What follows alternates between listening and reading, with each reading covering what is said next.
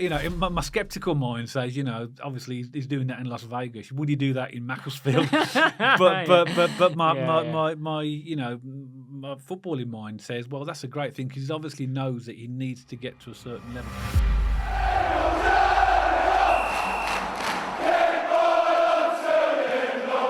So welcome back to Small Little Lions FC. Blues have recently released their retained list, so we know which players now within the current squad have been released, and that also includes the loan players. And by that very nature, we also know and understand what players the club want to keep as well. So we've got a very important season coming up next season in League One, and me and Matt had a conversation recently about which of the players we felt would have a real impact in League One. That's what we're going to discuss in today's video. We're going to pick 3 players each that we have identified that we think will be crucial to us in League One. We'll do it in a 3-2-1 order. And before the video, I've not spoken to Matt. I've got no idea what he's chosen, and he's got no idea the 3 players that I've chosen. So see if you agree. So Matt, who's your first player? Well, before we get into the players, I just want to say I struggled to sort of think of 3 or 4 players, if I'm going to be totally honest, out of that contract list. So I'm expecting a big recruitment push this summer, and I want to see some absolute warriors come through the door who can battle for us in League One. Let me just get that out before I name my first player. So my first player is Christian Bielek at centre-half. I think he's absolutely solid. I think he's got captain material. I think he's the only one I saw in the past sort of 3 or 4 games who was barking and commanding and shouting and holding players to account. So I think there's a captain in the making there. Let's see who we bring in. There might be some more animals or warriors, that come in that have that bit more of a captain-based DNA. But in the current squad of players, I actually think Bielek is our most sort of captain, maybe Ruddy alongside him in terms of definitely not Sanderson in my opinion. So for me, first pick is Christian Bielek. Of course, that depends upon whether he's prepared to stay in League One as well, because we've had that conversation before in a previous podcast, haven't we, Matt? Yeah. I hope he does. All the contracted players, he's pending them staying around. But yeah, for me, if he stays around, he could make he could make us so indestructible at the back, in my opinion. I think he's brilliant. With the right players around him. Yeah, definitely. Okay, my first choice of a player I think is really important is a player that we have just offered a new contract to, and that's Lukas Jukovic. I think, a lot of Blues fans will be thinking, well, what impact is he going to make on the pitch? Well, he definitely will play some games, and we know he's going to be brought on as a sub and play here and play there. But it's not for that I've picked him. I've picked him for his leadership, for the fact that he's going to be a role model, the fact that he'll motivate players. And also as well, what's really important for him, we're going to have a lot of players come through the door this summer.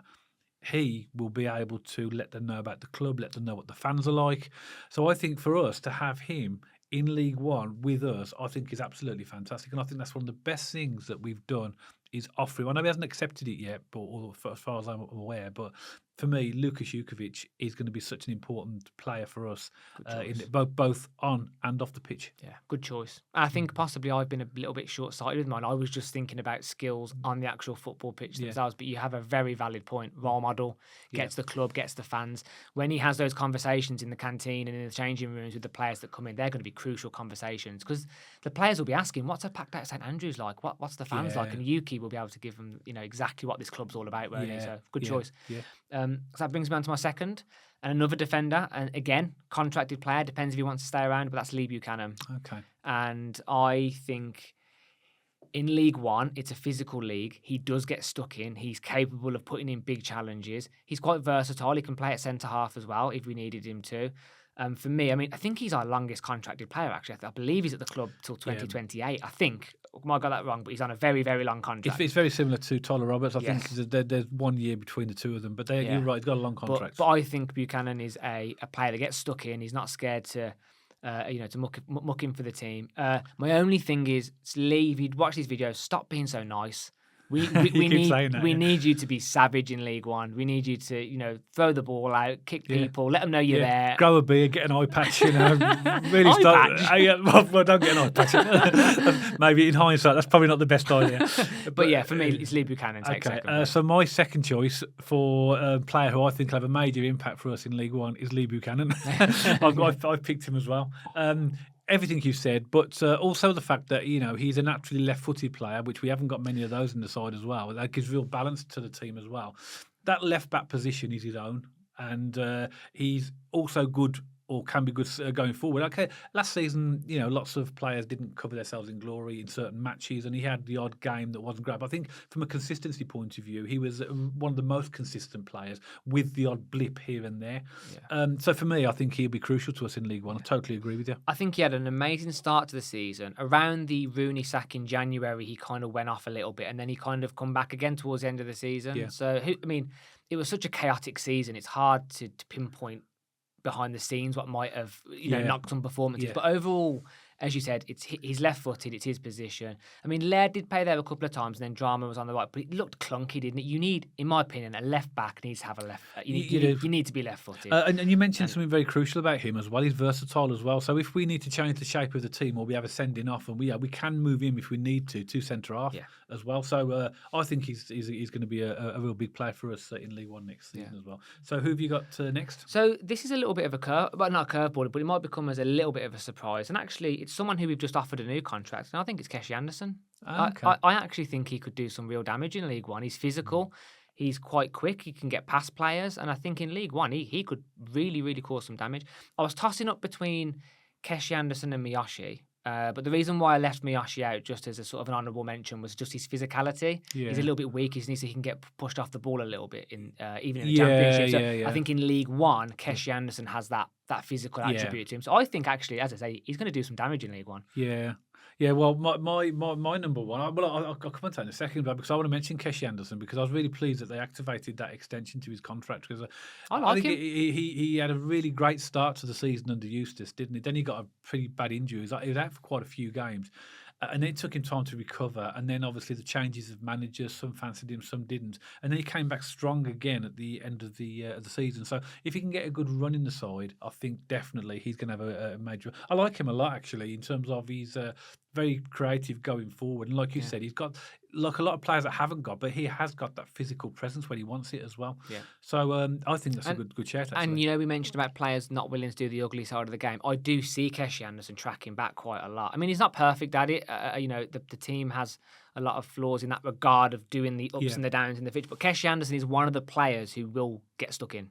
Yeah, good choice. My final choice is one you've already mentioned, Christian Bielek. Okay. I did it in 3-2-1. In my opinion, if he stays, he would probably be the most important player for us, because all the things you said about his physical presence, the fact that he's versatile, but I very much see him as a centre half. Oh, definitely. Very much see him as a centre half. In midfield, when he goes over the halfway line, he looks like a deer in the headlights. He doesn't look like he knows what to do with the ball, does he? And that's not. I mean, he's a good player in the midfield. Like, he will control it. He'll break up play. He puts in big challenges. But on the ball, past the halfway line, he's not great. So I think the centre half position is much better for Christian Bielek. He's a top centre half, I think. Yeah, well, that was Mowbray who put him back at centre half again, because obviously Eustace and Rooney played him in central midfield, and it was actually Bielek that transitioned him back. Mowbray.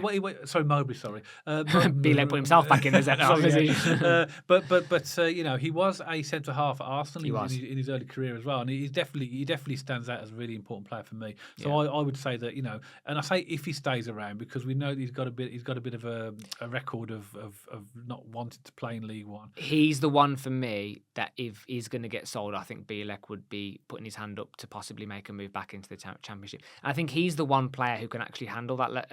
He's actually very decent at that level. Actually, Bielek. That's why that's why he's spoken about in such high regard by me and you, isn't he? But it's like you've mentioned in previous podcasts, Matt. Is if the club can actually sell the vision to him that we are not just looking at the Championship, we're looking at even above that, and just encourage him to hang around, then I think he'll benefit from that as well. But I think he'll be a major asset to us in League One. Do you know how long his contract is, or how long he's got left on his contract? I don't. Did he sign a 3-year deal, so he's possibly got 2 years left? It's going to be 1 or 2 years left. I'd have to check that out, but I know it's not like a massive lengthy contract like Buchanan's Buchanan or Tyler Roberts. So for me, Bielek would be my main one. Of course, somebody who would have been on here but has gone back now would be Oliver Burke.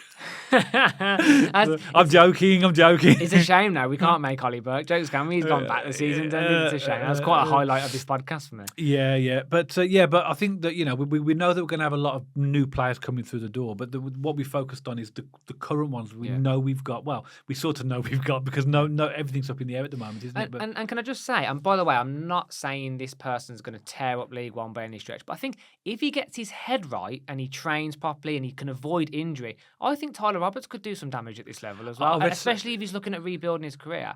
Kudos to him. I read something today that he's already gone over to America and he's working with Tom Brady's coaches. I heard. And you've got to respect that. You've got to respect the fact that he wants, and he put a post on, I think it was somewhere, saying, the recovery begins or something like that. So fair play to him. Yeah. But my skeptical mind says, obviously he's doing that in Las Vegas. Would he do that in Macclesfield? but my footballing mind says, well, that's a great thing because he obviously knows that he needs to get to a certain level. And actually, that's what Tom Brady might bring, to this club to provide these type of help and support to these type of players to get them to be these elite athletes that they can be. Or he's figured out a way to beat the casinos like Rainbow did. And he's over there to get some more money for the summer. Fair play to him. And I think he could be important for us as well. Because I read that and it reminded me of a story at Man United, and Beckham used to arrive before everyone and leave after, and he'd just grab the ball from training and he'd do free kicks for 2 hours after training had finished. And that going above and beyond dedication, like Tyler Roberts going over to Vegas, if the story is as real as we want it to be. Apparently, last season it was the opposite for most of the Blues fans. They'd arrive late and go early. Yeah, exactly. There's all sorts of stories going around about. Exactly. I wonder whether he's gone over on his own or whether any other Blues players have gone with him. There was no mention of any other Blues players. The one I read, there was no mention. So that is even more kudos, isn't it? The fact he's gone over by himself. So somebody commented, as they always do, Blues fans, you're hilarious. He posted he'd gone over and said, "Oh, that's great. He'll be injured by July." And be out for the rest of the season. But I think we have to respect him though. Seriously, we have to respect him for the fact that he wants to be better. He wants to get fitter, and if he can get really, really sharp, and that, he could be massive for us next season. I agree. And I think in League One, I don't think he's a goal scorer. So, although he's an attacker, I don't think he's a goal scorer. I like him in that the attacking midfield or a false nine where he sort of has a little bit more freedom to run around. Yeah. And I know it was only one game, but we saw it in the Coventry game. Everybody mentions that. We saw glimpses of magic, didn't we? So if he can find that, really zone in, I think he can do some damage. But so that's my three. That's your three. Okay, so what do you think, Blues fans? We know that we had a tough season last season. We know that a lot of players that we weren't overly impressed with, but we now have players that are going to be staying with the club in League One. As far as we know, we don't know, because even the contracted players could be sold. We really don't know. But me and Matt think that those players that we've discussed in this podcast are going to be really important for us in League One. But are there any players that you think that we haven't mentioned that you feel might have a real impact in League One? These are current players. Notice that we haven't spoken about the loan players that have gone back because clearly they're not with us. They're not our players. But any players that you think in the current squad that have a really positive impact in League One, let us know in the comments below. It'd be great to hear your thoughts. And as always, we do hope you enjoy our podcast. And if you did, don't forget to give us a thumbs up. And if you haven't checked us out on our social media channels already, make sure you have a look at our Instagram account and our X account, and you'll see the handles appearing on the screen right now. And of course, if you haven't subscribed already to the channel, make sure you hit that subscribe button to ensure that you don't miss any future content all about Birmingham City. And myself and Matt will see you on the next video.